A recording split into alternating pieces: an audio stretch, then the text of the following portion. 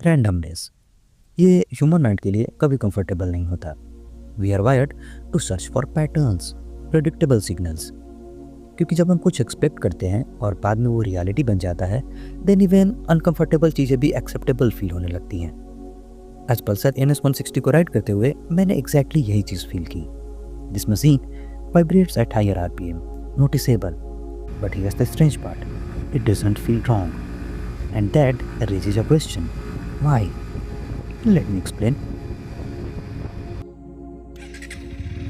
जैसे ही आप NS160 को स्टार्ट करते हो, एक चीज़ इमीडिएटली क्लियर हो जाती है।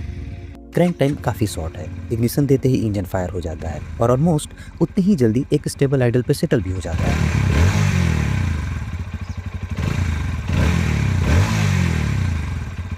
There's no hesitation, no searching for rhythm. एक स्ट्रक्चरल देसी इंजन नोट मिलता है, sport by nature, not harsh, not clattery, but pure commuter की तरह ओवरली पॉलिश्ड भी नहीं है। इट फील्स लाइक इंजन अपना कैरेक्टर स्टार्टिंग से ही बता देना चाहता है, and this is where the NS philosophy starts separating itself. जहाँ Pulsar N series comfort, smoothness और सिटी काम पे फोकस करता है, वही NS लाइन का अप्रोच हमेशा अलग रहा है, raw, precise, performance shifted. Well, NS160 में राइड बाय वायर नहीं मिलता, लेकिन फिर भी थ्रॉटल काफ़ी एक्यूरेट फील होता है। और यहाँ एक्यूरेसी से मेरा मतलब सिर्फ फास्ट रिस्पॉन्स से नहीं है। इट मीन्स कि ये इंजन एग्जैक्टली राइडर के इनपुट पैटर्न को फॉलो करता है। Throttle input, engine note, RPM rise and speed gain सब एक ही फ्रेम में चलता है, ना कुछ डिलेड लगता है, ना कुछ फिल्टर्ड। एंड ऑनेस्टली इस लेवल की एक्यूरेसी बहुत सी 160 बाइक्स में मिसिंग फील होता है। बट इस एक्यूरेसी को मेंटेन करने के लिए NS160 का ECU एक डेलिब्रेट गेम खेलता है। हमने इस सेगमेंट में पहले भी देखा है कि कुछ इंजन्स डुअल करोगे मीन्स इन जेंटल वे तो काम और रिलैक्स्ड रहती हैं, वही हाई RPM पे अपना एग्रेसिव नेचर भी शो करती हैं। For example TVS RTR 160 and hero extreme 160 R4B। But ये ऐसा नहीं करता। आप जेंटल वे में राइड करो या एग्रेसिव वे में, इंजन अपना बेसिक नेचर चेंज नहीं करता। और ये बात क्लियरली तब समझ में आता है जब आप NS160 को 20-80 किलोमीटर पर आवर पे क्रूज करने की कोशिश करोगे। बाइक बैकग्राउंड में फेड होने की बजाय अलर्ट रहता है, जैसे आपसे कह रहा हो इंगेज रहो। NS160 कोई रिलैक्स्ड पोजिंग पर्सोना अडॉप्ट नहीं करता। इसका इंजन कैरेक्टर पूरे रेंज में कंसिस्टेंट रहता है, स्पोर्टी, कनेक्टेड, किसी डिटैच्ड क्लाइड मोड में स्लीप नहीं होता। इन सिंपल वर्ड, जैसे हम बोलते हैं ना कि मेरी बाइक का इंजन इस RPM जोन या स्पीड पे कम्प्लीटली फ्री हो जाता है, ऐसा फील होता है जैसे कि इंजन पे कोई स्ट्रेस ही नहीं आ रहा, बाइक ग्लाइड करना शुरू कर देता है। यहाँ वही चीज़ नहीं है, इंजन कभी खुद को फ्री करता ही नहीं है, जैसे कि आपसे हर consistent valve timing, no soft ignition map for cruising and exhaust tune for character continuity, not dual personality. और ये सब इंटेंशनल है। बजाज नहीं चाहता था कि यह मोटरसाइकिल राइडर के नीचे डिसअपीयर हो जाए, उन्होंने इसे अलर्ट, ईगर एंड इंगेज रखने के लिए बनाया है। वेल, स्टार्टिंग में हम बात कर रहे थे कि कैसे ह्यूमन माइंड हमेशा पैटर्न्स ढूंढता है, और जब प्रेडिक्शन रियलिटी में दिखने लगता है तो अनकंफर्टेबल सेंसेशंस भी सेंस बनाना शुरू कर देती हैं। सो NS160 को राइड करते वक्त एज अ राइडर मेरे माइंड ने पहले ही प्रेडिक्ट कर लिया था कि यह बाइक वाइब्रेट करेगा। कैसे? थ्रॉटल रिस्पॉन्स हमेशा डायरेक्ट रहता है, इंजन नोट अपनी स्पोर्टी नेचर को होल्ड करके चलता है, कैरेक्टर को कभी चेंज नहीं करता, सिर्फ वॉल्यूम ऊपर नीचे होता है। इवन छोटा सा थ्रॉटल इनपुट भी इमीडिएट रिस्पॉन्स देता है। 80-90 की स्पीड पे भी जब आप थ्रॉटल को क्लोज करके ओपन करोगे, उसके बीच में बाइक आपको सोचने का पूरा मौका देता है।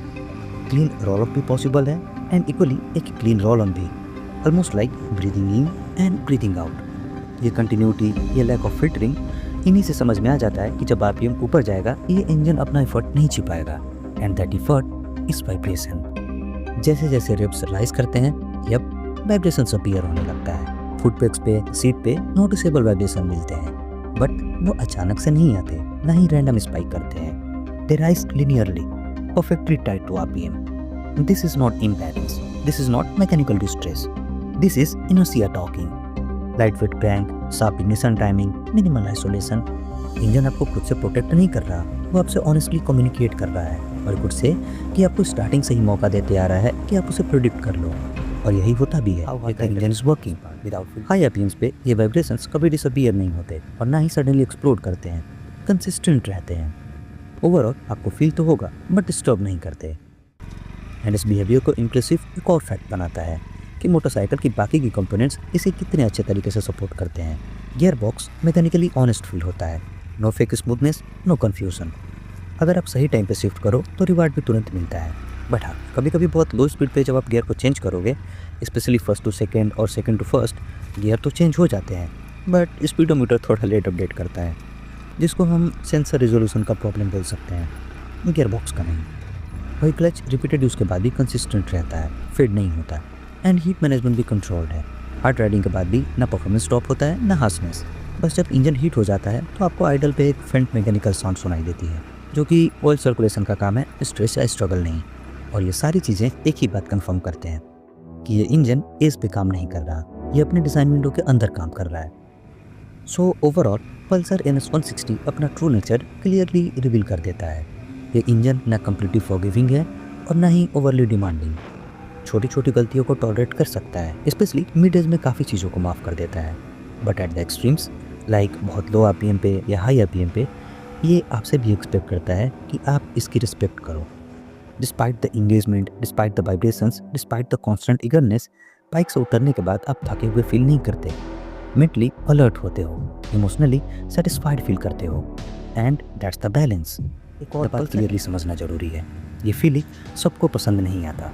NS 160 उन राइडर्स के लिए बना है जो परफॉर्मेंस को सिर्फ नंबर्स के थ्रू नहीं, बिहेवियर के थ्रू समझते हैं, जो थ्रॉटल रिस्पॉन्स फील करना चाहते हैं, जो इंजन से फीडबैक लेना चाहते हैं। The Pulsar NS 160 is not raw, it's intentionally unfiltered. Means controlled है, स्टेबल है, परफॉर्मेंस ओरिएंटेड है, बट फीडबैक को नहीं छिपाता। सो अगर आपका राइडिंग कैरेक्टर इसके कैरेक्टर से मैच करता है, देन ये बाइक आपको हर जगह प्रैक्टिकल लगेगा। सिटी हो, हाईवे हो या स्पिरिटेड राइडिंग, हमेशा यूजेबल फील होगा। But if you want pure comfort, maximum forgiveness और एक काम स्मूथ इंजन जो आपसे ज़्यादा सवाल ना पूछे, देन इसी का भाई पल्सर N160 ज़्यादा सेंस बनाता है, क्योंकि वो कम्प्लीटली सिटी ओरिएंटेड है।